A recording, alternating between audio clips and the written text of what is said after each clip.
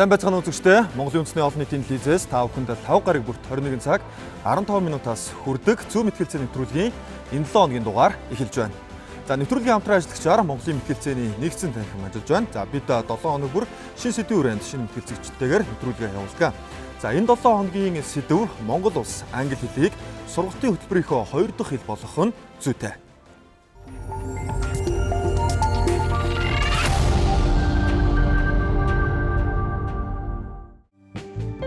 21 дугаар зуунд бид даяаршлын эрен үед амьдарч байна.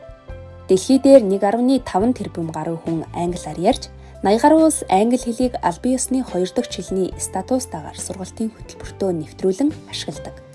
Боловсрол, шинжлэх ухаан, бизнес, технологийн салбаруудад англи хэлний мэдлэг шаардсан хэв шинжтэй болж, олон улсын тавцанд өрсөлдөх чадвартай иргэн төлөвшүүлэхийн тулд улс орнууд боловсролын хөтөлбөртөө англи хэлний байр суурийг онцгойлон авч үзэх болсон.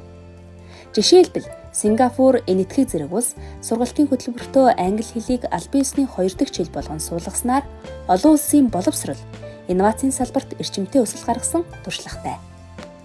Харин Монгол улсын хувьд англи хэлний боловсрол зарим сургууль бүс нутагт амжилттай хэрэгжиж байгаа хэдий ч нийт иргэдийн түвшинд англи хэлний мэдлэг харилцан адилгүй хэвээр байна. Ийм нөхцөлд Монгол улс сургалтын хөтөлбөрт англи хэлийг албан ёсны 2 дахь жил болгон тусгах нь зөв шийдвэр мөн үү? Энэ алхам боловсролын чанарыг сайжруулж, олон улсын хөдөлмөрийн зах зээлд өрсөлдөх чадварыг нэмэгдүүлэх үү? Эсвэл үндэсний хэл, соёлын дархлаанд сөрөг нөлөө үзүүлэх эрсдэлтэй юу? Бид боловсролын ирээдүйг хэрхэн төсөөлж, ямар сонголт хийх ёстой вэ?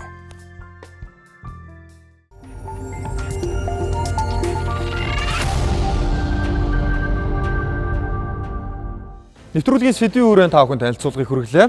За бид энэ 7 хоногийн дугаараараа монголчууд сургалтын хөтөлбөрийн 2 дахь хэлийг англи хэл болгох нь зөв үгүй юу гэдэг талаар оролцогчдоо мэтгэлцүүлэх болно. За ингээд энэ 7 хоногийн оролцогчдоо та бүхэнд танилцуулъя. Нэгдүгээр энэ дээр Монгол Улсын их хурлын гишүүн, Монгол Улсын их хурлын боловсрол, соёл, шинжлэх ухаан, спортын байнгын орооны дарга Чинбатын Ундрам. Хоёрдугаар энэ дээр засгийн газрын хэрэгжүүлэгч агентлаг боловсролын ерөнхий газрын дарга Төмөр очрын Нэм очир. 3 дугаар энэ дээр Монгол улсын ардын багш, шинжлэх ухааны доктор профессор Цэдвийн Өнөр Баян. 4 дугаар энэ дээр Монгол улсын ерөнхийлөгчийн дэргэдэх хэлний бодлогын үндэсний зөвлөлийн гишүүн Баасангийн Намин Чимэд. За хүрэлцэн ирсэн зочид та бүхэнд баярлалаа. За нэвтрүүлгийн дүрмээсоор эхний хэсэг бол үндэслэл илтгэл байдаг. Үндэслэл илтгэлийг багийн ахлагчид танилцуулна. За ингээд 1-р багаас эхлэе. 1-р багийн ахлагч Ундрамд үндэслэл илтгэлийг танилцуулах 3 минутын хугацаа бий. Таны цагийг явуулж эхэллээ. Амжилт хүсье. Та бүхэнд энэ өдрийн мэндийг хүргэе. Юуны өмнө монгол хэл бол манай төрийн албан ёсны хэл, мөн одоо үндэсний дархлаа гэдэгтээ маргах хүн бол байхгүй.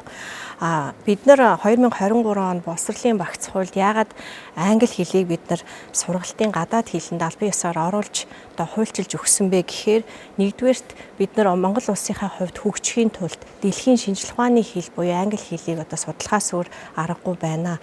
Дэлхийн нийт ололт амжилтын одоо 90 гаруй хувь нь англи хэл дээр өгүүлэл болж хэвлэгдэж Web of Science бүртгэлтэй энэ одоо мэдлэгийн сан гэж ярьдаг энэ санд хэвлэгдэж ордог. Тэгэхээр хамгийн сүүлийн үеийн ололт амжилтыг хэрвээ бид нар өөрсдөө ядаж уншаад ойлгож аваад хэрэглэе гэх юм бол англи хэл дээр шууд инженерүүд маань эрдэмтэд маань уншиж танилцаад хэрэглэх тийм боломжийг ирээдүйн багчуудтай одоо олгоё гэж байгаа. Хоёрдугаарт англи хэл бол олон улсын бизнесийн худалдааны хэл байгаа. Бид нар одоо өнгөрсөн хугацаанд оюу толгой компанитай гэрээ хийхэд англи хэлний одоо мэдлэггүйгээс болж бас гэрээн дээр тодорхой алдаа гаргасан ийм одоо зүйлийг үгүйсэхгүй.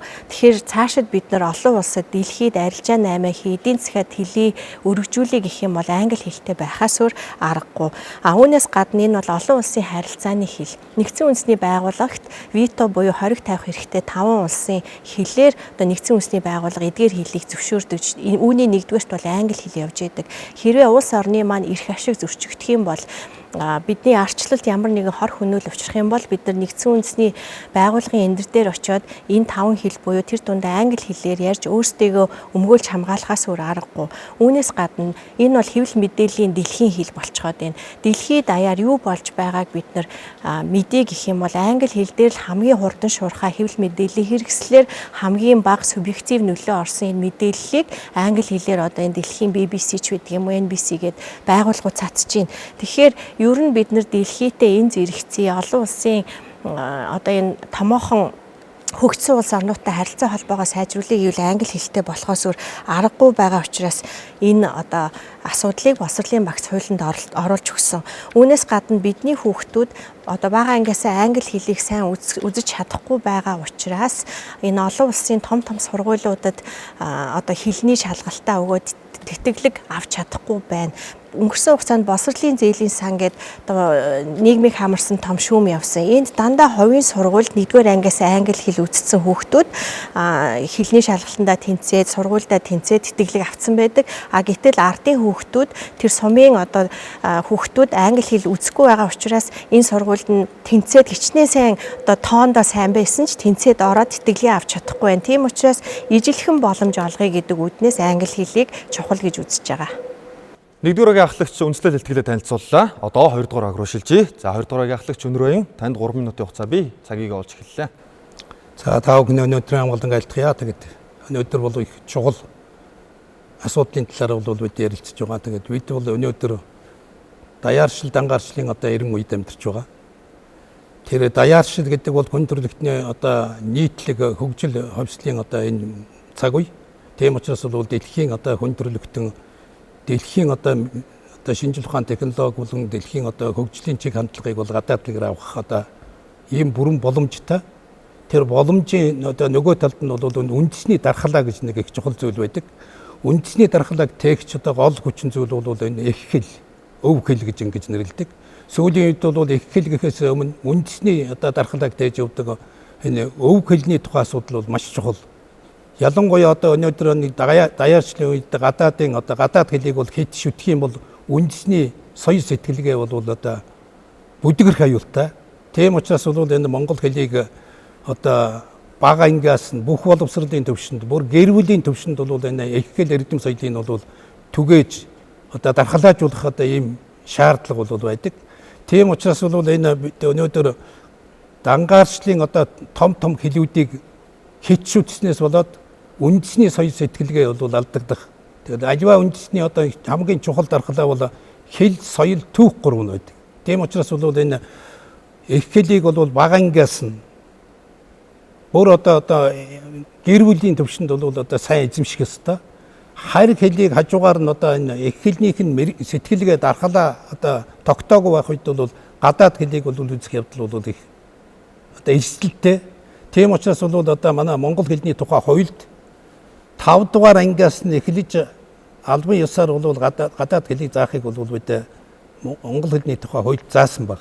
Тийм энийг бол яагаад заасан бэ гэхдээ зэрэг бол 5 дугаар анги гэдэг бол зөвхөн насны хувьд бол анхаарч байна. 5 дугаар анги гэдэг бол 10-11 насны үе. Тийм учраас бол 11-10 нас хүртэл үндэсний хэл соёл дээр тулгуурлаж үндэсний соёл сэтгэлгээ төлөвшдөг. Харийн хэлний нөлөөнд бол соёл сэтгэлгээний нөлөөнд бол автдаг учраас бол энэ монгол хэлний тухай хуульд бол энийг заасан байна. За тэгэхээр монгол хэлний хууль бол өнөөдөр хүчин төгөлдөр үйлчилж байгаа учраас 5 дугаар анги гэдэг бол бас бага ангийн төвш. Одоо өнөөдөр бол 1, 2 дугаар ангиас юм 3 дугаар ангиас одоо гадаад хэл үзнэ гэдэг бол үндэсний сэтгэлгээ төлөвшөөгүй байгаа үед нь бол гадаад хэл заахыг бол бид одоо ялангуяа одоо Монгол үндэстэн Монгол улсын иргэн үндэсний соёл сэтгэлгээний одоо дархлааг тээж явдаг ийм зүйл учраас бол энийг одоо бид бас анхаарах хэрэгтэй гэж ингэж бодож байна. Тийм учраас бол гадаад хэлийг одоо бид бол 1-р хэл, 2-р хэл гэж бас одоо дугаарлангүй байна.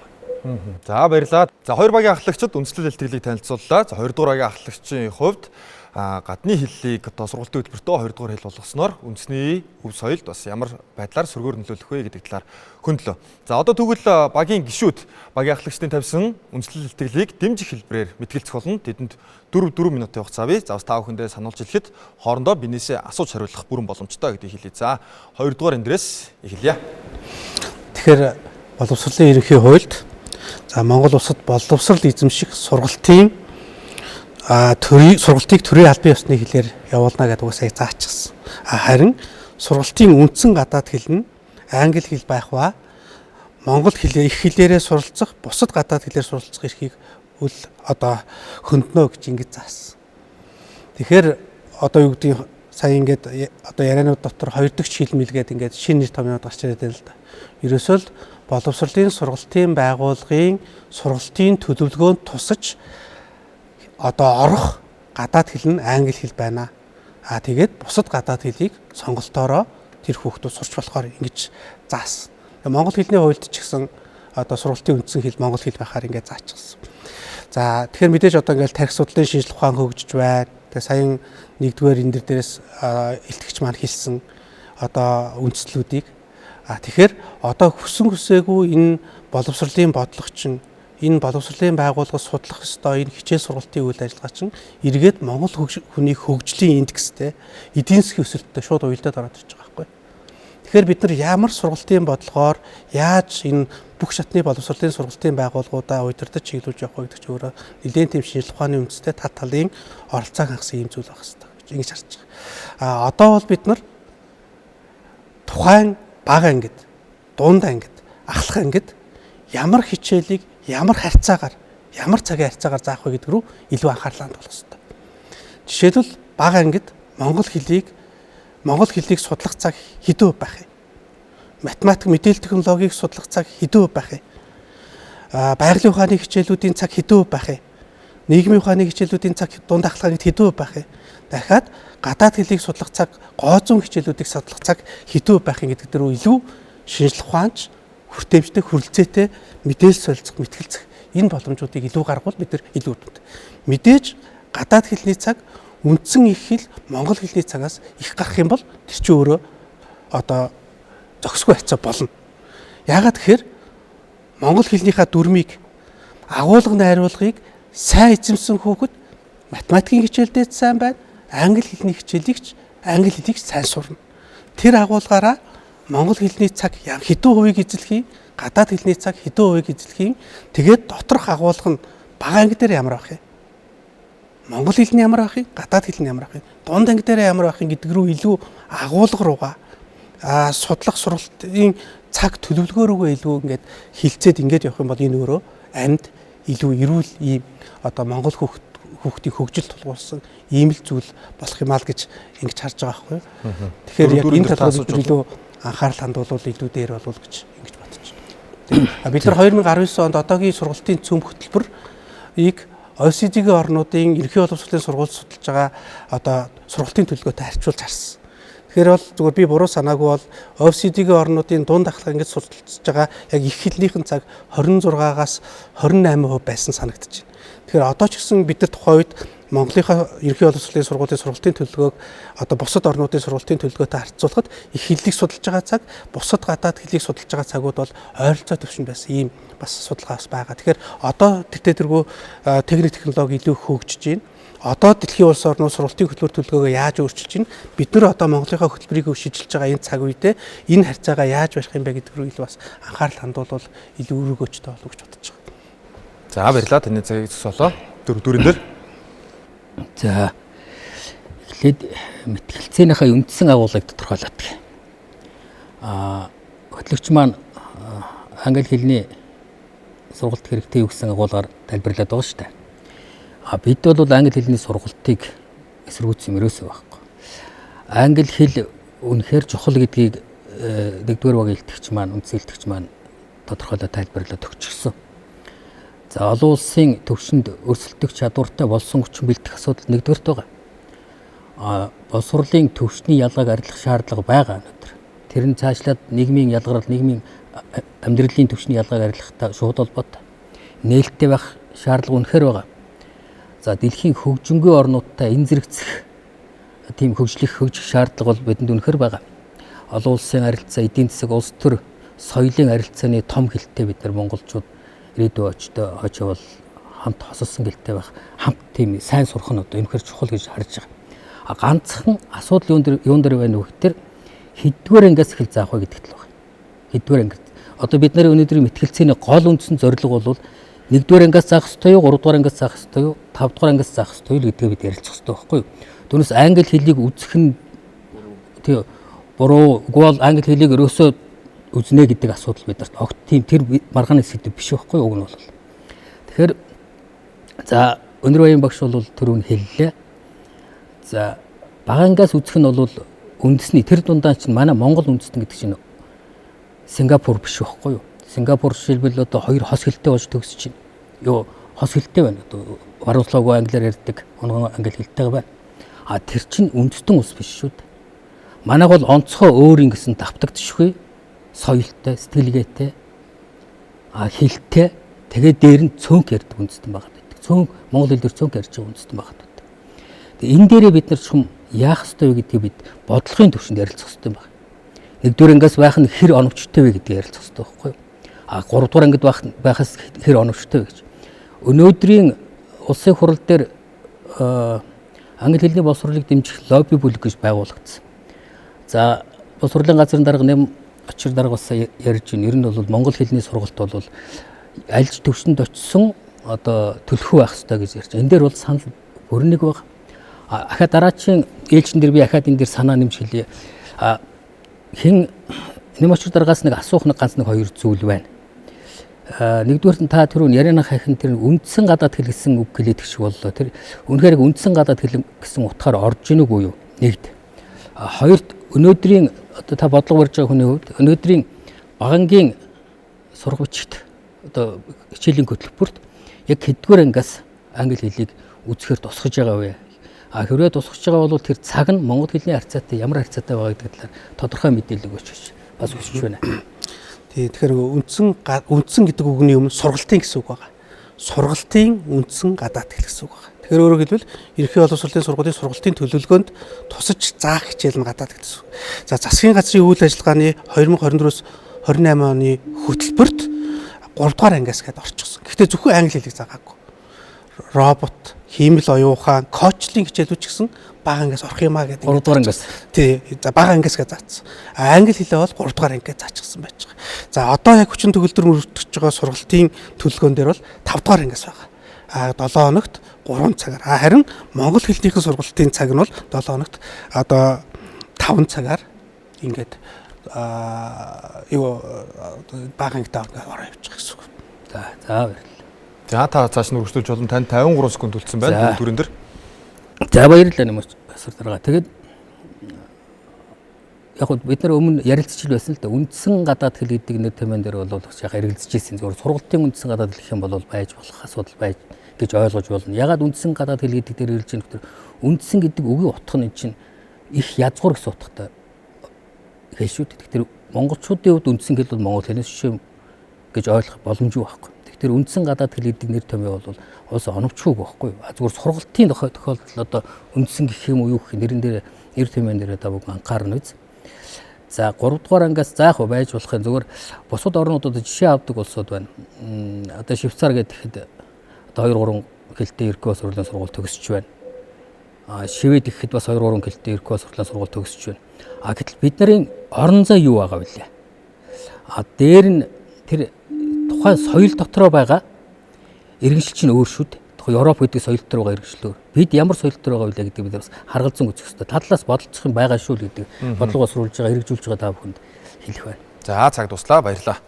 За ингээд хоёр багийн гишүүд дэмжлэг илтгэлийн хэсэгт оролцлоо. Одоо модераторын асуултын хэсэг эхэлж байна. За ингээд 3 дугаар хэсэгт багийн ахлагчид миний асах асуултанд хариулах юм аа. За 1-р багаас эхлэе. 1-р багийн ахлагч асуултанд хариулах 3 минутын хугацаа бий. За та бүхэн түрүү 1-р багийн байр суурь бол одоо эдийн засгийн индекс хөгжлийн бодлого гэдэг энэ бүх зүйлтэй бас хамаатай байгаа гэдгийг ярьж исэн. Одоо монгол хүний одоо тэр хэлний чадвар одоо потенциал тий төвшин. За тэгээд энэ талаас ингээд сая харахад бол өчигдөрхөн одоо ингээд жишээ нь Токиогийн их сургууль нэг том мэдээлэл хэлсэн шүү дээ. Бараг 70 жилийн дараа анх удаа шинэ факультет нийлээ гэсэн чинь тэр факультет нь гадаад хэл дээр хичээл заах одоо ийм факультеттэй. Тэгэнгүүт энэ яах юм бэ гингүүт нөгөө дотоодын оюутнуудаа мэдээж дэлхийд өрсөлдөх хүчтэй хүмүүс гаргах, нөгөө талаасаа гадны оюутнуудыг татах гэдэг ч юм уу. Тэгвэл манайх одоо зөвхөн одоо ингээ багангийн систем гэхээс илүүтэй та бүхний яриад байгаа энэ эдийн засаг, хувь хүний одоо их орны тэр ирээдүйн боловсон хүчин гэдэг байгаа бас их сургуулийн түвшинд яригдах уу? зөвхөн одоо ерөнхий боловсролын сургууль биш, их сургуулийн түвшинд яг тэр одоо ажлын байран дээр гарах гэж байгаа тэр хүмүүс дээр ямар бодлого одоо хэрэгжих төлөвлөгөө одоо ийм гарц гаргалгаа байгаа гэж та бүхэн дотроо бодож байна. Хоёрдугаарт хилтэй болох нь гэж ярьж ирсэн. Тэгэхээр одоо хилтэй байгаа нь хангалтгүй байна, хилтэй болох нь чухал гэж үзэж байгаа юм болов уу гэж бодсон. Хилтэй болох гэж яриад байгаа учраас тэгэхээр таны хувьд одоогоор Монголын одоо энэ хүмүүсийн одоо тий жишээ нь одоо сурагчдын одоо 30-аас доош насныхны ч гэдэг юм уу хэдэн хувь нь англи хэлтэй байна гэж үзэж байна. Тэгээд тэр ижил тэгш гарааны талаар ярьсан. Тэгээд хэдэн хувь нь одоо хэлтэй байна гэж үзэж байна. Бас хэдэн хувь бол хангалттай гэж үзэх вэ? Одоо хэдэн жилийн хугацаанд бас энэ байдлыг бид ямар одоо бодлого системээр тий хугацаа хэрэгжүүлж одоо сайжруулах дэвшүүлэх боломжтой юм бэ? Энэ хоёр асуултанд та хариултгүй өөрийн байр суурь чинь ямар байна вэ?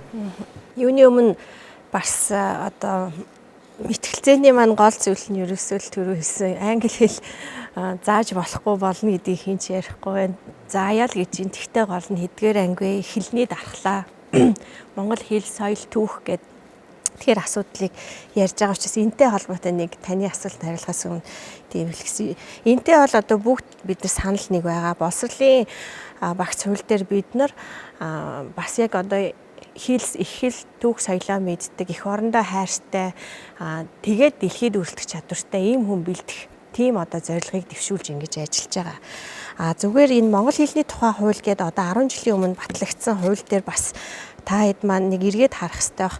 Монгол хэлний тухай хуулийн 6-гийн 1-2-т төрөөс олгосон зөвшөөрлийн дагуу гадаад хэлээр сургалт явуулдаг байгууллагаас бусад бүх шатны боловсролын байгууллагын сургалт монгол хэлээр явна гэсэн байгаа. Тэгэхээр одоо төрөөс юу гэдгийг зөвшөөрөл авчих юм бол хятад сургууль те хятад хөтөлбөртэй сургуулиар хятад хэл ингээл нэгээс нь заагаа явж байгаа сургуулиуд өнөөдөр байна. Орос хэлээр ингээд заагаа явж байгаа, герман хэлээр гээд ийм зүйлүүд байна л та. Бидний хувьд ямар бодлого барьж энэ боловсролын багц хуулийг шинжилсэн бэ гэхээр бид нар үндэсний хөтөлбөртэй ах хэвээр. Яагаад гэвэл сургалтын одоо үндсэн хөтөлбөр бол улс орны хар хайрцагны бодлого байдаг. Эх орондоо хайртай, хэл түүх соёлоо одоо мэддэг тий. Мөн нэмэх нь англи хэлтэй одоо дэлхийд үйлчлэх чадвартай ийм хүн бэлдэх хөтөлбөрийг Монголд үйл ажиллагаа явуулж байгаа бүх сургууль хэрэгжүүлэх ёстой гэсэн ийм одоо үндсэн бас бодлого явж байгаа. Тэгээ тэрлүү баг багаар бид нар шахаад явж байгаамаа. Тэгэхээр энэ хэлний тухай хууль дээр бас энэ асуудлыг эргэж ер нь харах ёстой байна. Бид нар үндэсний хөтөлбөрөөрөө л ер нь монголчууд явах ёстой гэдэг ийм зүйлийг одоо өнөөдөр хэлье гэж бодсон юм аа. За хоёрдугаарт бас нэг хэлмээр зүйл нь яг өнөөдөр 2023 оны 8 сарын 30-нд одоо Инх хамглан сайдын баталсан одоо сургалтын хөтөлбөр дээр жишээлх юм бол монгол хэл 1-р ангидаа 203 цаг үзэж байгаа, үзэхээр орсон байгаа. Нийт одоо жилийн цаг нь 727 цагийн 203 цаг нь монгол хэл байгаа. За 2-р ангид гэхэд 736 цаг нийт одоо жилийн цаг байхад тэрний 224 нь монгол хэл байгаа. Тэгэхээр бид нар бол хүүхдүүддээ маш сайн монгол их хэлнийх нь тэр суурийг тавихын төлөө одоо энэ хөтөлбөрөө батлаад энийхээ дагуу багш нар маань ингээд хичээлээ заагаа явж байгаа. Англи хэл бол одоо байгаа хөтөлбөрөөр түрүүний мочир дараа хэлсэн 5-р ангиас хэдэн цаг орж байгаа вэ гэхээр энд маш бага цаг байсан. 96 цаг гээд 5-р ангид орж байгаа. 896 цагаас 96 цаг нэ. Монгол хэл 224. Тэгэхээр ер нь бол бид нар гол зүйл маань их хэл гэдгээ баримтлаад хажуугаар нь англи хэл. Өнөөдөр тархины одоо шинжлэх ухаан, тархи судлал хөгжиж байна. Хүүхдүүд маань ч гэсэн одоо маш хурдтай ингэж тархин сэтгэдэг ингээ хөгжчөөд нь шүү дээ. Тийм учраас энэ үед бид нар бас аягүй сайн судлаад энэ 10 жилийн өмнө баталсан хуулийн үед ямар байлаа нийгэм болон хүний хөгжил өнөөдөр ямар байна гэдгийг хараад тэгээд 3-р ангиас оруулахад бол нэг их тийм буруутахгүй байх гэж бодож байгаа. Гэхдээ мэдээж бид нар үүний тулд нарийн судалгаа авах хэрэгтэй. За модераторын асуултанд одоо хариулж болох надад хамгийн одоо ойрхон статистик юу вэ гэхээр англи хэлтэй монгол хүн Монголдо ажиллахад англи хэлгүй монгол хүнээс даруй 20-оос 30% илүү цалин аваад байна яг өнөөдөр гэсэн ийм нэг судалгаа байгаад байгаа. Яагаад гэвэл тэр хэлний давуу тал байгаад байна. За мөн өнгөрсөн хугацаанд бид нар нийт ерөнхий боловсролын сургуулиудаас төврээр хүүхдүүдэд судалгаа хийж үзэхэд хувийн сургууль, улсын сургуулийн ялгаа нь ганцхан англи хэл дээр гарч байгаа. Тэрнээс математикч байд юм уу те байгалийн шинжилгээ ухаан ингээ бусад хичээлдэр тийм айхтар ялгаа байхгүй. Тэгэхээр эцэг эхүүд хүүхдүүддээ жоохон англи хэлтэй болох гээд илүү их мөнгө одоо 20-30 сая төгрөг төлөөд байна гэсэн агуулга эндээс дүгнэлт хийж болохоор харагдаад байгаа.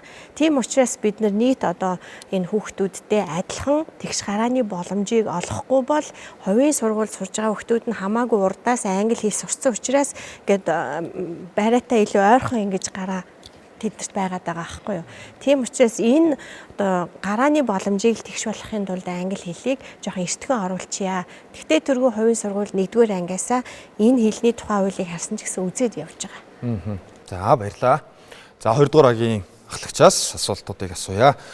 За ерөнхийдөө хэддүгээр ангиас эхэлж үзэх вэ гэж яриад байна тий. Тэгээд хэддүгээр ангиас эхэлж үзэх вэ гэхээс илүүтэй би танаас нэг зүйлийг төрүүлээ асууж гэж бодож байна. Ерөнхийдөө англи хэл үзнээрээ одоо энэ монгол хэл сурах нь алдагдаж гин гэж үзээд байна уу да. Нөгөө талаас бол сая 1-р агийн ахлагчийн хэлсэн статистик цагаас бол за бараг л 3-1 те ерөнхийдөө 5-2 цаг нь монгол хэлээ үзэхэд зарцуулагдаж штий. Тэгээ би бол одоо жишээ нь 5-р ангиас англи хэл үзсэн. Тэгээ би бүр англи багштайч байсан те сургуульдаа. Тэгэхэд миний монгол хэл алдагдсан гэж би юус боддгоо штий. Тэгээд дундуур нь орос хэл үзчихсэн ч гэдэг юм уу. Тэгэхэд одоо ингээд бусад хэлийг үзлээгээ монгол хэлээ алдна гэдэг нь бол надад жоохон яг өөрийнх нь чанар бодоод аваад гэж жоохон сонир санагдаад байна. Тэгээд та түрүү хэл соёлын аюулгүй байдлаас ярьж ирсэн. Тэгээд энэ хэл соёлын аюулгүй байдал гэдэг зүйлийг би өнөөдөр гараад ирсэн зүйл гэж бодохгүй байна л да. Хятад хэл, орос хэлний нөлөө биднэрт маш их байгаа. Маш олон монголчсон одоо тийм гадаад үгнүүд байгаа. Өмнө нь тэгвэл одоо яг англитай адилхан орос хэлний нөлөө, хятадлийн нөлөө ингэж Монголд орж ирж байхад танд ямар кейсүүд байна? Яаж энэ дээр сэргийлж ийсэн? Өв соёлоо яаж одоо алдалгүй бид тэгвэл авч үлдчихсэн те. За таны хариулах цагийг явуулъя. Тэг бид бол баярлалаа. Тэгэхээр бид бол одоо нэг цаг үе нөгөө цаг үеийн хэмжүүрээр бол хэмжих ихтэй өгдөө шүү дээ. Ягаад өгдөө зэрэг бол бид одоо социализмын үе гэж одоо хуучин социализмын үед бол бид гадаад хэл гэдэг л орос хэлийг л үзэж байна шүү дээ үндсэндээ. Тэгэхээр орос хэлийг үзснээр одоо үзэхдээ бол бид бас бага ангиас нь бол үздэггүй байсан л да. Бас л дунд ангиас нь үздэг. Тэр 5-р ангиас нь чи үзсэн бол 5-р анги гэдгийг бол бид яагаад энэ монгол хэлний тухай хууль зааж өгсөн бэ гэдэг зэрэг бол дэлхийн бас нэлээд олон орны үндэсний соёл сэтгэлгээ түүх одоо гэдэг ямиг ингээд судлаад үзэхдээ зэрэг бол 10-11 насны үед бол одоо үндэсний соёл сэтгэлгээний дархлаа тогтдог байхгүй юу. Тэгээд дархлаа тогтдог учраас тэрнээс хойш сурсан одоо гадаад хэл юм ямар ч гадаад хэлийг сурахад бол үндэсний соёл сэтгэлгээний одоо дархлаа нь эвдэгдэхгүй. Тийм учраас бол одоо бид яагаад энд монгол хэлний тухай хуульд оруулсан гэхдээ зэрэг 5-р ангиас нь гадаад хэл заахыг одоо хориглохгүй гэсэн одоо юм л заалт байгаа шүү дээ. Тэгтээ зэрэг бол нэг 2-дугаарт бол үндэсний соёл сэтгэлгээ алдагдахгүй байна гэж одоо өнөөдрийн төвшөнд бол алдагдахгүй байна гэж үзэх арга байхгүй. Яагаад гэвэл зэрэг бол монголоор ярьж байгаа мөртлөө харь сэтгэлгээтэй хүмүүс маш олон болсон байна шүү дээ. Тийм учраас бол бид одоо энэ бага ангиас нь үндэсний одоо дархлаа хэл соёлын дархлаа тогтсон үед нь өөрөөр хэлбэл одоо тэр 5-р анги юм уу одоо 6-р анги гэдэг юм уу тэр ангиас нь монгол хэл заавал гадаад хэлийг заавал илүү одоо ухамсартай илүү одоо дархлаатай сурах юм боломжтой гэж нэгдүгээрт бодож. 2-дугаарт нь бол зөвхөн одоо ерөнхий боловсролын дунд сургуулийн бага ангиас нь гадаад хэл заана гэдэг асуудлыг ярихаас өмнө тэр одоо ихтэй сургууль тэр асуусан ихтэй сургуульд одоо гадаад хэл заах асуудлыг бол нэлээд хүчтэй тавих хэрэгтэй. Яагаад гэвэл зэрэг ихтэй сургуульд одоо гадаад хэлийг заана гэдэг бол шинжил ухааны одоо тэр боловсрол эзэмшигт нь бол маш чухал зүйл шүү дээ. Тэгэлэр монгол хэл нь бол энэ монгол үндэсний соёлын одоо үн төв, үндэсний соёл иргэншлийн одоо язгуур үндэс тэгээд улс орны одоо нэгдмэл байдал, үндэсний аюулгүй байдал тусгаарлагдсан нэг баталгаа монгол хэлний тухай хуулийн зарчим дээр тавьчихсан байна. Энэ зарчмыг бол бид яагаад тавьсан бэ гэдэг зэрэг бол зөвхөн монгол хэл яхалаар сэтгэлгээ алдахаас гадна энэ чинь бол монгол үндэстэн гэдэг чинь бол их хэл эрдэм соёл тэгээ түүх дээр тулгуурлаж одоо дархлаа тогтдог байхгүй юу. Тийм учраас энэ дархлаагаа бага байхад нь сайн тавиач. Харийн хэлээр одоо хаярын соёлоор бити одоо дархлааг нь одоо багасгаач гэдэг ийм л үүднээс бол бид бага ангид нь баг шиг одоо заагачаал гэж ингэж гадаад хэл битгий заагачаал гэж ингэж бодоод байгаа шүү. За тайлбар илтгэлийн хэсэгт шилжээ. Тайлбар илтгэлийн хэсэгт хоёр багийнхаа хоорондоо ярилцаад нэг гишүүнээ оролцуулнаа. Тэгээд 4 минутын хугацаанд хоёр багаас төлөөлж нэг гишүүн тайлбар бэлтгэл хэсэгтээ мэтгэлцэх юм. За нэгдүгээр угаас багийн ахлагч уу багийн гишүүн үү хин оролцох вэ? За тэгээд. За багийн ахлагч орохоор боллоо. Хоёрдугаар багаас.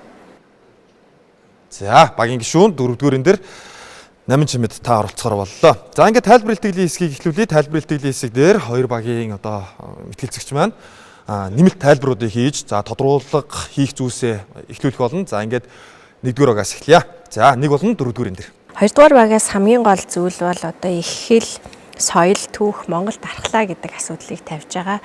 Энийг албан боловсролын хувьд бол бид нэр чадлаараа дэмжиж байгаа. Яг одоо бага ангийн сургалтын хөтөлбөр шинжлэхт гээд маш том ажлын хэсэг байгуулагдсан ажиллаж байгаа. Энэ дээр би Монгол хүн гэдэг хичээл жишээлбэл шинээр бий болчихсон. Энэ бол одоо эх орон сэтгэлгээнээс гадна Монгол хэл, соёл бүгдийг ингээ багтаасан ийм багц ийм сэдв байгаа л та.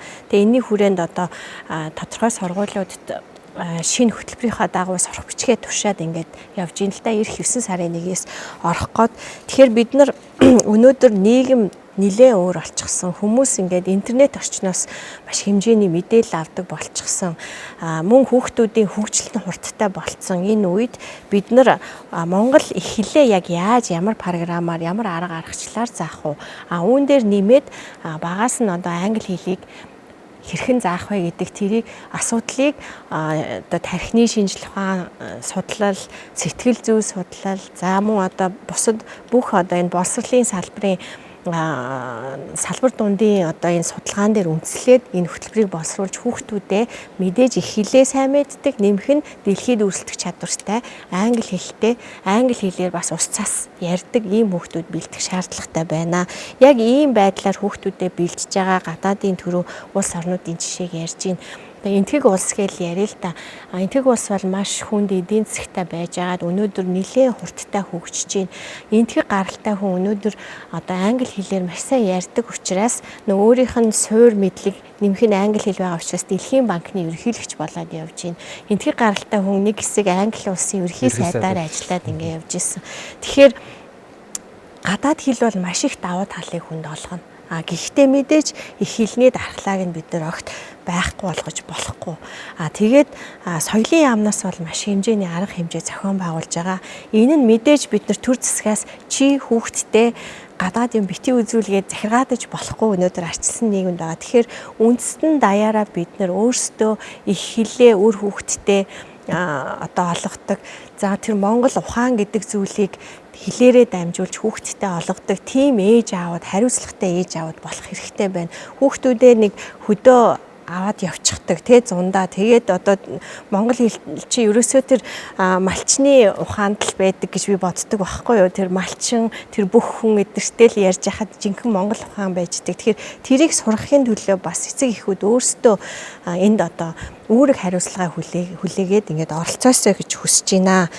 За үүнээс гадна бид нар яг энэ хууль дээр монгол хэлний тухай хуулийн төрөний миний хэлсэн заалт за мөн одоо энэ 5 дугаар ангийн заалтыг бас эргээд одоо энэ хэлнийхэнтэйгээ болон боловсролынхаа ингээд хамтдаа сууж агаад ярилцах цаг нь болсон тодорхой хэмжээнд бас урагшлуулъя.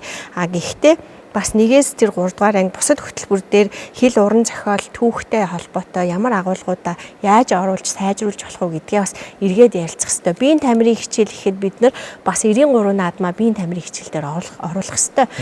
Хөтөлбөрийн хичээл дээр намайг багахад нийслэл салаат хийхийг заагаад идэв гэсэн тийм ямар ч хэрэггүй. Яаж ааруул хийх юм бэ тийм ээ? Яаж бяцлаг хийх юм? Яаж хайлмаг хийх юм гэх тийм хичээлүүдээ одоо жишээлбэл охтуудад заахад болж ийн гэд ийм агуулгын хүрээнд бас бид нар тэр монгол ахуйнуудаа заах бүрэн боломж байгаа. Ингэжээж монгол дархлаагаа авч үлдэнэ. Эртхэн бид нар англи хэлийг зааж иж бас ус цаас англи хэлтэй нөгөө дэлхийн шинжлэх ухааны тэр том мэдлэгийн сангаас шанагдаад авах чадaltaй хүмүүсийг бэлдэнэ гэж харж байгаа. За баярлалаа. За зөвхөн одоо эрдэм онлын хичээлээс гадна ахуйн соёлын хувьд бас ахуйн соёлын хувьд заах нь ямар нөлөөтэй юм бэ гэдэг талаар нэгдүгээр багаас бас тайлбар бэлтгэлийг хийлээ. За үүн дээр хариу бэлтгэлийг сонсъё. Дөрөвдүгээрэн дээр. За ер нь мэтгэлцэгч бараг шаардлагагүй шахуу ерөнхийдөө бидний санал нэг талдаа байна гэж ойлгож штэ. Юу их тэр монгол хэлнийхаа дархлаа, монгол сэтгэлийг авч үлдэх талаар бүгдээрээ санал нэгтэй байна. За англи хэлийг одоо ямар төвшин заах вэ гэдэг дээр санал нэгтэй байна. За харин хэддүгээр ангиас вэ гэдэг дээр л асуудал гарах гэдэг байна штэ. За өнөөдөр хүчин төгөлдөр мөрдөгдөж байгаа монгол хэлний тухайн хуулийн 6-гийн 3 дээр одоо 5 дугаар ангиас занаа гэж хэлчихсэн. Гэхдээ одоо эн чинь хууль хэрэгжүүлж байгаа, хууль тогтоож байгаа, хуулийн бодлого тодорхойлж байгаа хүмүүсийн хувьд энэ хууль зөрчилдөг асуудлыг дээр та бүгд анхаарна биз. За хөтлөгч маань ярьж байна. За өнөөдөр бол яа харахгүй одоо хүүхэд багчууд баг одоо тэр цахим орчин гэдэг бол хүүхэд багчуудыг тодорхой одоо тийм орон зай болоод хөрчлээ. Тэр хэмжээгээр хүүхдүүд баг хэлд орохдоо гадаад хэлээр дуу алддаг, гадаад хэлээр өөрийгөө илэрхийлдэг болж ирж байна. Монгол хэлээр биш шүү дээ. Чинь хүн амын чинь хідэн хувь нь төв сүрэн газар амьдарч байгаа байл. Тэ хөдөөний хүүхдүүд хүртэл одоо гар утас шагаа суудаг болчихлоо шүү дээ. За дээр нь өнөөдрийн Монголын төрийн байгууллагын хэлний боловсруулалтын чадамж, өчиг баримт боловсруулах чадвар ямар түвшинд байгаа вэ? Хэл мэдээллийн салбарын хэлний боловсруулалтын түвшин ямар түвшинд байгаа вэ? Нийт одоо залуучуудын дунд монгол хэлийг мэдж байгаа, түүнийгээ бахархаж байгаа байдал ямар түвшинд байгаа бэлээ гэд харах тэр үнэхээр сэтгэл дундуур байгаа. Энэний шалтгаан нь англи хэлтэй байгаа юм биш. Англи хэлийг заагаад байгаадаа ингэж байгаадаа асуудал биш байхгүй юу? Харин монгол хэлний сургалт, монгол хэлний талаар төрөөс барьж байгаа бодлого хангалттай биш байна. Энэ зөвхөн бодлого гэдэг маань одоо багангийн хичээлийн хөтөлбөрт монгол хэлний цаг тийм олон цагаар байгаадаа биш. Тэрний цаана юу гэхээр монгол хэлний хийг сургадаг сургалтын бодлого, тэрийг одоо багш бэлтгэдэг бодлого, монгол хэлний талаар тусгайлсан хэдийгээр хууль нь байгаа боловч монгол хэлний талаар төрөөс баримтлах бодлого нь тодорхой болоо гарчсан байгаа ч гэсэн түүнийг газар дээр нь амьдрал дээр хэрэгжүүлдэг шатар очиж гацдаг асуудлууд их олон байгаа. За 2003 оны 5 сард хэлний бодлого үндэсний зөвлөлөөс Шинжлэх ухааны академийн хэл зохиолын хүрээлэнтэй хамтарч гадаад хэлээр сургалт явуулдаг 33 одоо хувийн сургууль гэсэн үг шүү дээ. Гадаадын хөрөнгө оруулалтайж байгаа дотор сургуулиудад судалгаа хийсэн. Ямар үр дүн гарсан бэ гэхээр тэндээс хэд хэдэн үр дүн гарч байгаа. Нэгдүгээрт нь за түрүүн өнөөгийн багш хэлэх шиг болоо ер нь хэл гараад хэрэглэхгүй монгол хэлээр яах юм бэ гэсэн хандлага нэлээд цохойсон. За ер нь монгол хэл бол их ядуу хэл юм аа. Англи хэлээр өөрийгөө илэрхийлэлт маш сайхан байдаг, амархан байдаг, би илүү сайн ярьж чаддаг англиар гэж. Тэгж ярьдаг хүүхдүүдийн тоо нэлээд өссөн. Энэ хандлага жилээс жилд өснө нэмэгдэх хандлагатай байгаа. Энэ өөр аюул байхгүй юу? Энэ дээр бид яах ёстой юм бэ гэж түрүүн ундрам гişүү ярьж энэ монгол хэлний тухай хуулийн 6-гийн 2 дээр байгаа хуулийн цоорхоо байгаа дэр. Тэрийг та бүгд эртнээс анхаарад засах ёстой. Дээр нь өнөөдөр улсын хурал дээр улсын хурал дээр англи хэлний боловсруулалтыг дэмжих лобби бүлэг гэж байгуулагдж байгаа юм чинь өнөөгийн Монгол улсын Монгол үндэсний цөөнх ярьдаг дэлхийд дээр 5,200 орчим монголоор ярьдаг хүн байгаа шүү дээ. Гадаад орчин нөхцөл байдал маш эвгүй болсон. Монголчуудын талав нь одоо урд хятадд өмнөд туршид байгаа боловч сүүлийн жилүүдэд монгол хэлний хэрэглийг эрс хомссон. Монголоор сургалт явуулдаг, монголоор ном хэвлэдэг асуудал төр тодорхой маш хатуу санг одоо цензур тогтоогоод хэл тогтоогоод эхэлсэн байгаа. За хойд хөршид байгаа монголчууд маань ерөнхийдөө бол ямар байгааг бид нар сайн мэдж байгаа. Байдал нэлээд хүнд байгаа. Ийм нөхцөлд бид монгол хэлний боловсруулалтын талаар илүү анхаарч, англи хэлний боловсруулалтаас илүү анхаарах зайлшгүй шаардлага гараад ирчихсэн байгаа байхгүй юу? Энэ дээр илүү анхаарахаа л гэж бодож байна. Тэгээ энийг дараагийн хүн дээр билээ ямар асуудлууд байгааг нь дэлгэрүүлж ярьж байгаа. За магадгүй те 40 сая хүн 50 сая хүн хамтаа байсан бол өөр бодлого ажиллах бах те. Бидний бас нөө хүн амын тоо бас анхаарах байдал дээр илүү өөр юм а гэдгийг 2 дугаарынхан бас хэлж байна. За ингээд нэмэлт асуултын хэсэг рүүгээ шилжээ. Нэмэлт асуултын хэсэгт багийн ахлагчид нөгөө багийн гишүүдээс асуух хэлбэрээр явдаг. За 1-р багийн ахлагч 2 дугааргийн гишүүнээс асууна. За 2 дугааргийн ахлагчдаа 1-р багийн гишүүн буюу 2 дугаар эндрээс асууна. За нэг болон 4 дугаар эндрээс үргэлжлээд ингээд асуулт хариултаа явъя. За та түрүү монгол хэлний бодлого, монгол хэлний тухай хуулийн хэрэгжүүлэх асуудлыг ярьж байна. Тэгэхээр энэ монгол хэлний одоо бодлогын хүрээнд хэрэгжүүлэхэд нэг хэцүү юм нь одоо бидний амьдрал дээр ч гардаг л та байн энэ монгол хэлний зөвлөл хуралдаад монгол хэлний дүрмээс өөрчлөлт идэг. Одоо тэр бол бага насны хүүхэд яг хэлээ сураад судлаад өсөөд явж байгаа хүүхдүүд ялангуяа маш хүн дээр очдог. Одоо шавж гэж ишдэг байж байгаа шавж болчлоо ч гэдэг юм. Ингээ сүүлдээ нөгөө төрийн албан хаагч залуучууд маань хүртэл одоо би зөв бичээд байгаа буруу бичээд байгаа ойлгохоо байдаг. Тэгэхээр энэ хэл чинь бас одоо нэлээд ойлгомжтой тодорхой байх хэрэгтэй. Тэгээ миний зүгээр сонсноор одоо юу гэдгийг хуучин одоо дамдын сүрэнгай шавнар, ринчингай шавнар ингээ хоорондоо таардгүйч гэдэг юм уу. Одоо жишээл би төмөр тоогоо академичийн дуртгалыг уншиж хахад шал өөр дүрмээр тэр хүн дуртгалаа бичсэн байгаа байхгүй. Тэгээ тэр нь ингээ үнэхээр ингээд уншихаар айгүй эвтэйхэн чимшиг тийм дүрм чимшиг санагдах юм. Тэгэхээр энэ дүрмний асуудлыг та хэд зэгцлэх юм бол бид нар бас энэ хэлний хэрэглээнд хамаагүй амар болох гээд байна л да. Тэгэхээр энэ монгол хэлний тухай хуулийг хэрэгжүүлэх хамгийн том субъект нь бол хэлнийхэн өөрсдөө багхгүй юу. Тэр доошогоо бэлдэж байгаа багш нар чинь хэр чанартай байна. Тэд нар чинь цаашаа очиж хүүхдүүдийн маань сургаж байгаа шүү дээ. За хоёрдугаарт энэ дэлхийд байгаа монгол туурхтан байгаа. Эднэрт бас хэл соёлоо бид нар сурталчлахад монгол хэлийг цахимаар маш ойлгомжтой ингээд за хичээлүүд маш чухал байна л да. Хуучин одоо чамаа агш хэд айгүй гой монгол бичгийн хичээл цахимаар ингээд байж идэг. Тэрүүн шиг та бүхэн маань яг хүүхдүүд рүүгээ сегмент рүү чиглэсэн одоо хэлээ сурталчлах тийм үйл ажиллагаа хэр явуулдаг юм бэ? Та хэд хэл судлаачид өөрсдөө хэр их зүтгэл чармаалт гаргадсан бэ гэдгийг мэдмээрээ. За би нэг тодорхой хариултаа тэгээд үлдсний өнөр үеийн багш сайн тодруулж тайлбарлах байх. За монгол хэлний хог заяа гэдэг бол зөвхөн Монгол улсын үндэсний хэлний бодлогын зөвлөлийн 9 гишүүний асуудал биш байхгүй юу? Энэ таны ч асуудал, Нямочир даргын ч асуудал, энэ сонсож байгаа бүх хүмүүсийн асуудал юм байна. Бүгдийнх нь асуудал. Ягаад гэвэл энэ Монгол улсын иргэн болсон хүн бүхэн монгол хэлнийхээ өмнө хариуцлага хүлээж авах хэрэгтэй байхгүй юу? За хэлний бодлогын үндэсний зөвлөлийн ажлын талаар та илүү сайн танилцаарай. Бидний ажил байдлын нөхцөл байдалтай сайн танилцаарай. За тэр дахин ойр ойрхон ч юм уу одоо тэр хэлний одоо дүрм өөрчлөөд бужигнуулаад өмүүлээд байгаа юм ерөөсөө байхгүй. Ганцхан саяхан хэдхэн жилийн өмнө журмалсан төлөвжл гаргасан. Хэдэн үг тэрийг одоо өнөрийн багш маань ярина. Тэр өмнө ч одоо нэг бараг бид нарын үед хүүхэд байх үед явж ирсэн тэр нэг хэдэн үг л өөрчилсөн юм байгаа. Тэрний нарийн хүчрийг өнөрөө багш тайлбарлаж байна. За тэгэхээр их чухал асуулт асууж байгаа. Их баярлалаа. Аливаа хэлний одоо оюуны соёлын хамгийн гайхамшигтай бүтээл бол бичиг үсэг шүү.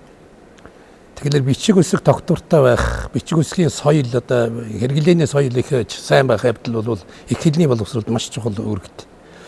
Гэтэл 1900 энэ одоо хэрэгэл бичигтэй холбогдолтой асуудалтай эхлээд 1940-од оны үед Дамдын сүрэнгон зохиосон зөв бичгийн дүрмийн үндсэн дүрм бол өөрчлөгдөөг.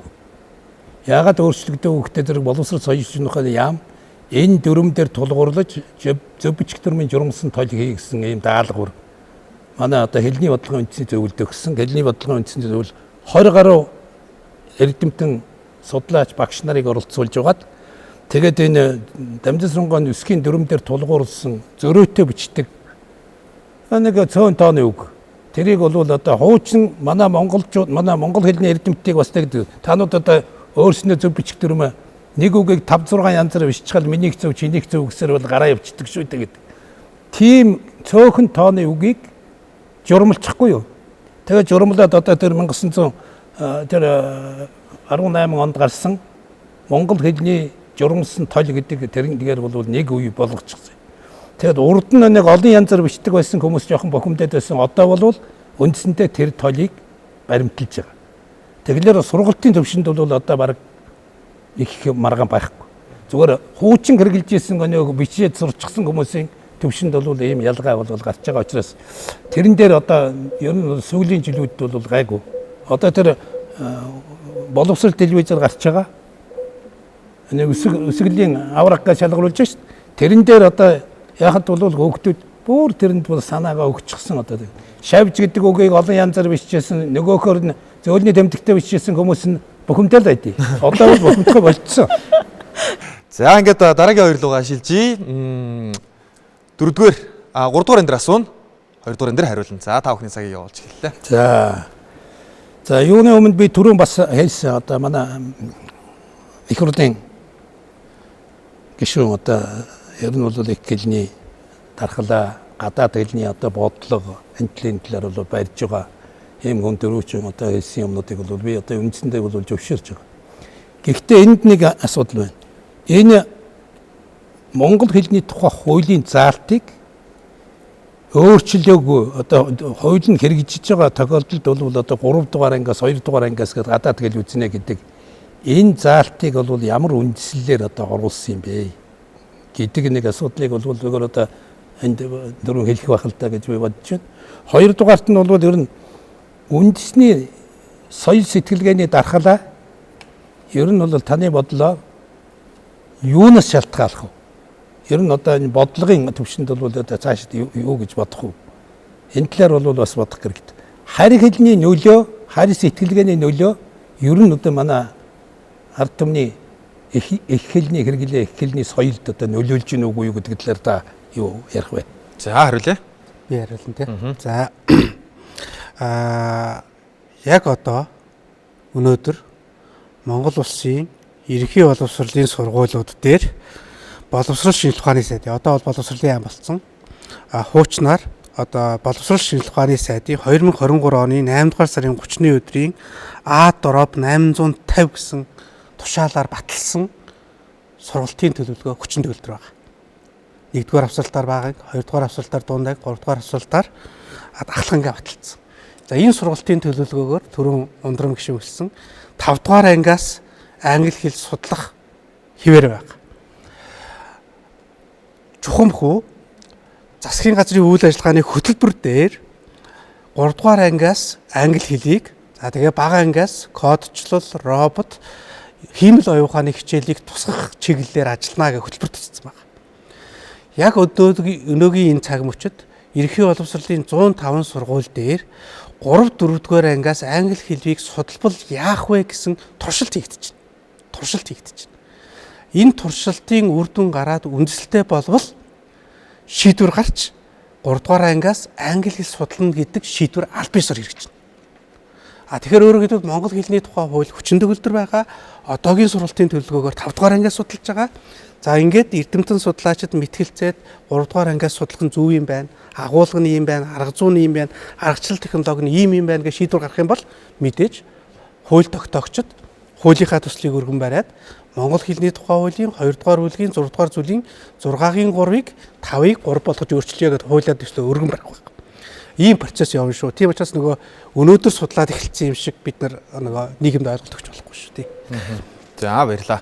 За 3 дугаар энэ дэр танд 50 секунд үлдсэн байна. Би бас нэг зүйлийг нэмий асууж гэж бодож байна. Би зөвхөн бас нөгөө монгол хэлний хичээлийн талаар яриад байгаа шүү дээ. Тий. Яг миний бодлоор бол тэр хүүхэд багчуудад монголны хичээл бол бас ингээд онлоор заахад нэг тийм амар сонирхолтой байхгүй л ахал да.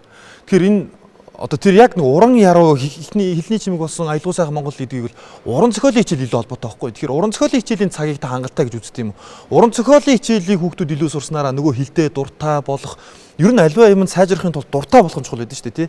Тэгэхээр энэ тал дээр өөрийнхөө санал бодлыг 50 секунд багтаа.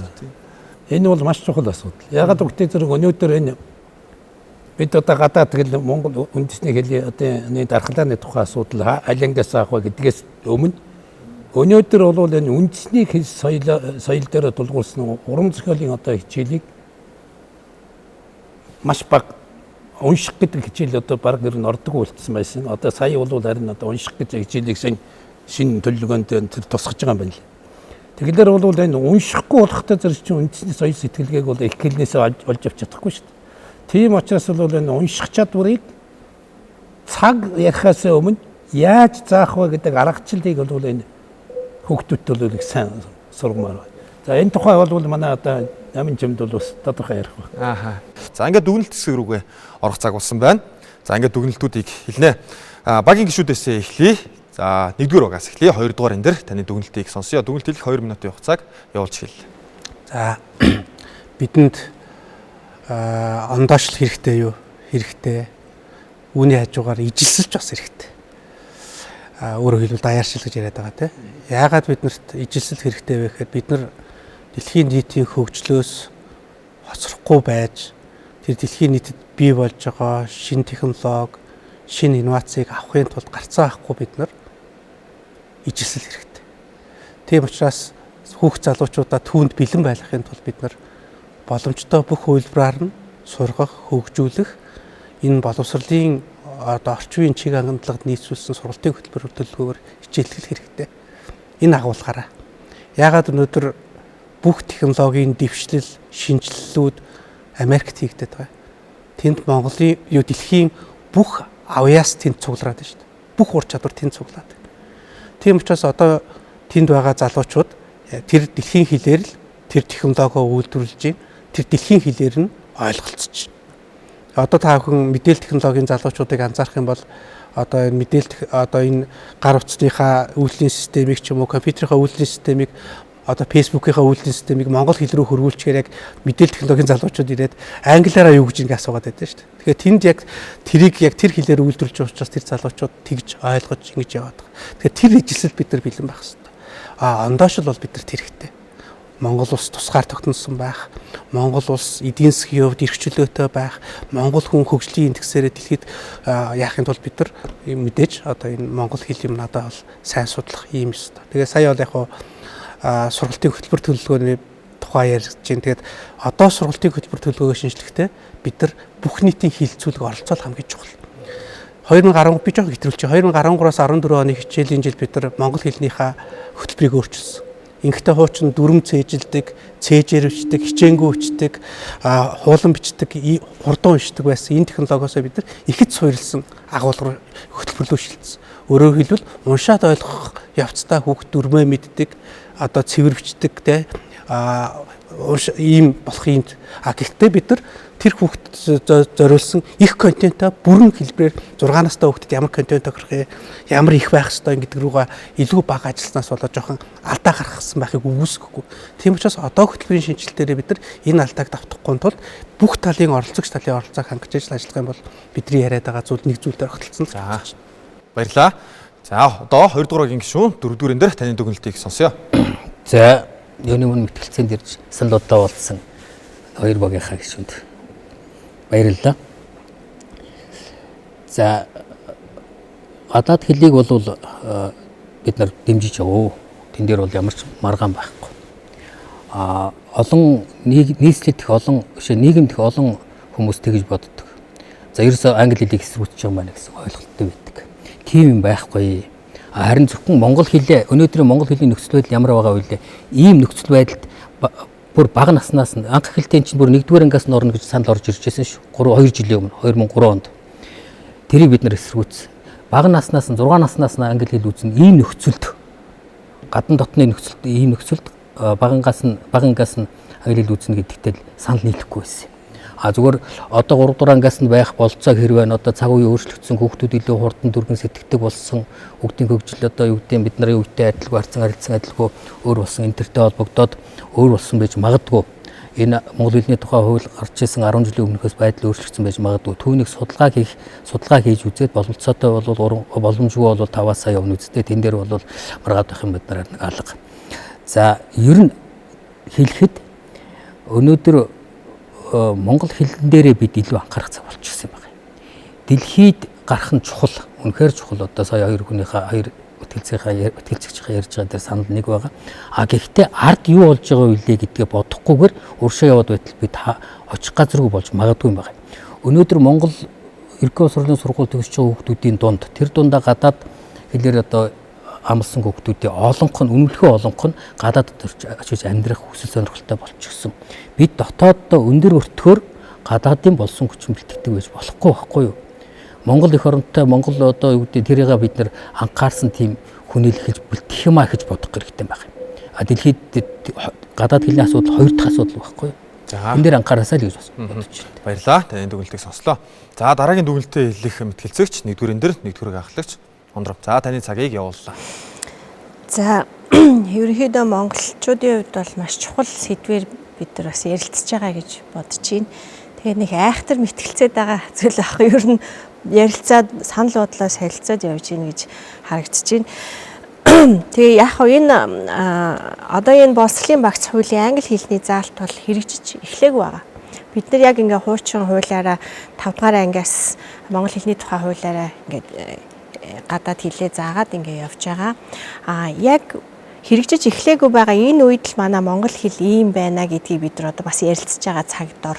Тийм. Тэгэхээр өнөөдөр нийгэмд энэ хууль маань хэрэгжээг байхад бид ийм төвшөнд явж байна шүү дээ. Тэгээ манай монгол хэлний бодлого, монгол хэлний тухай хуулийн хэрэгжилт, энэ монгол хэлээ авч явж байгаа одоо бүхэл хүмүүс одоо энэ дээр өөрөөсөө дор дорноо дүгэлт хийх ёстой байх гэж бодож байна. Яг үндсэндээ одоо монгол хэлний тухай хуулийг хамгийн гол хэрэгжүүлж байгаа газар хэрэгжүүлэх ёстой бөгөөд одоо мөн хэрэгжүүлээд өнөөдрийн сайн муу төвшөнд явж байгаа хүмүүс бол босрлын байгууллагууд л байгаа.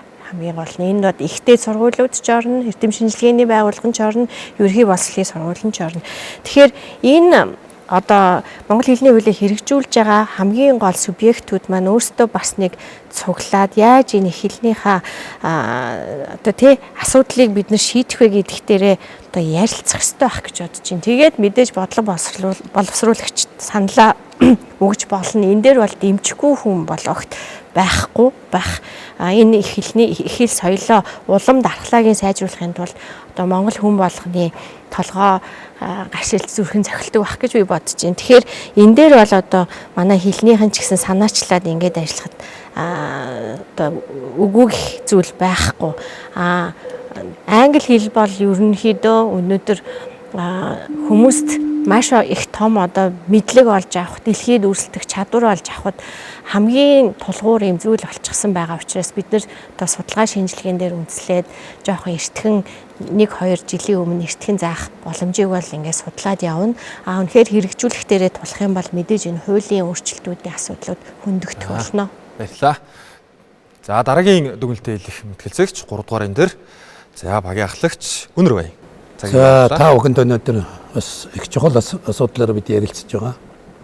Тэгэхээр өнөөдөр бидний одоо мэтгэлцэн гэхээс илүү ер нь үндэсний соёл сэтгэлгээг монгол хэлэн дээр тулгуурсан үндэсний соёл сэтгэлгээгээ яаж авч үлдэх вэ? Даяарчлалын үед гэдэг талаар бол одоо бид бүгдээрээ бараг одоо санал нэг байх шиг байна.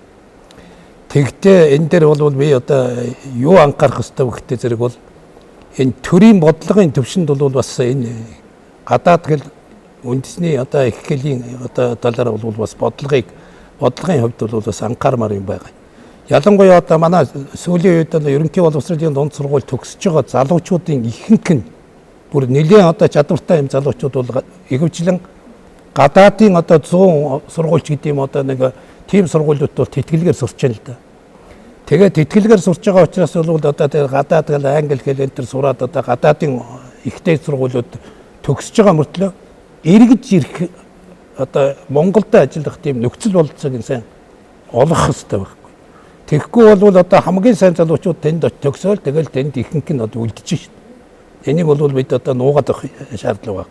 Тийм учраас бол энэ дотоодын ихтэй сургуулиудыг бас тэр дэлхийн одоо том сургуулиудтай адилхан тийм төвшөнд одоо үйл ажиллагаа явуулдаг тийм талаар тэр дотоодын ихтэй сургуулиудад оруулдаг гадаад хэл үздэг тэр одоо хүний хөгжүүлдэг юм бол энэ Монголд авчрах ёстой гэдгийг бол бас юуны өмнө хэлэх гэсэн. Хоёрдугаарт нь болох зэрэг бол энэ Алсын хараа 2005 гэдэг дээр энэ мэдлэг шингэсэн монгол хэлийг хөгжүүлэх талаар бол том заалт орсон. Тэр мэдлэг шингэсэн монгол хэл гэхдээ зэрэг бол бид монгол хэл одоо англи хэл бол одоо мэдээллийн технологийн хэл одоо юуны хэл гэл ингээл бизнесийн хэл одоо олон улсын харилцааны мэдлэг олж авдаг хэл гээл. Гэтэл монгол хэл бол бас адилхан тийм төвшөнд л байх хэрэгтэй. Нэг хэлийг нөгөө хэлтэй харьцуулж энэ баян хэл, энэ сайн хэл, энэ муу хэл гэдэг ийм сэтгэлгээг бол болох хэрэгтэй гэж бодож байгаа. Тийм учраас монгол хэл бол гадаадын ямар ч хэлтэй адилхан монгол хүний монгол соёл сэтгэлгээг тээж өгдөг ийм агуу хэл шүү. Энийг бол бас одоо төрийн бодлогын төвшөнд гэсэн одоо дөрвжин хэлээд байдаг. Энэ бүх сургалтын байгууллагад бол их хэлний сургалтын чанар өр өгөөжийг сайжруулсаа л гэж ингэж бодож байна. За баярлалаа. Ингээд нэвтрүүлгийн сүүлийн хэсэг буюу дүгнэлт хэсэг өндөрлөж байна. За хамгийн өндөр оноо авсан шилдэг одоо суралцагчид гадагшаа яваад байна. Тэгвэл ямар оноотой оюутнууд одоо багш болоод байна гэдэг талаар ч бид ярилцаж болохоор байлаа. Гэхдээ нэвтрүүлгийн цаг хязгаартай. За тэгээд товчхондоо бол хилтэй бол хөлтэй гэдэг. Гэхдээ энэ нь одоо үндэсний энэ өв уламжлал ёс заншил бас ямар сөрөг нөлөөтэй. Бид боловсролын системтэй юуг анхаарах ёстой. Эцэг эхчүүд та бүхний нөлөө ямар багш нар бас ямар одоо анхаарах зүйлс байгаа юм бэ гэдгийг одоо хоёр багийн гишүүд одоо ахлагчид олон одоо сонирхолтой гаргалгаануудыг хэлж мэтгэлцлээ. За ингээд энэ удаагийн дугаарт оролцсон нэвтрүүлгийн оролцогчдоо та бүхэнд танилцуулъя. За ингээд өнөөдрийн дугаарт 1-р энэ 1-р агийн ахлагч Монгол Улсын их хурлын боловсрол соёлын шинжилгээ ухаан спортын байнгын хорооны дарга Улсын их хурлын гишүүн Чинбатын Ундрам оролцлоо. Танд баярлалаа. 2-р энэ засгийн газрын хэрэгжүүлэгч агентлаг боловсролын ерхий газрын дарга Төмөр Очрын Нэм Очр оролцлоо. Танд баярлалаа. 3-р энэ Монгол Улсын ардын багш шинжилгээ ухааны доктор профессор Цэдвийн Өнөр Баян оролцлоо. Танд талархлаа. 4-р энэ Монгол Улсын ерөнхийлөгчийн дэргэдэх хэлний бодлогын үндэсний зөвлөлийн гишүүн, зохиолч, сэтгүүлч Баасангийн Намин Жимэд оролцлоо. Танд талархлаа. Нэвтрүүлгийн энэ 7 хоногийн дугаарыг хөндөрлж өнцгчтэй дараагийн 7 хоногт шинэ дугаараараа ирэх уулзцаая. Баяртай.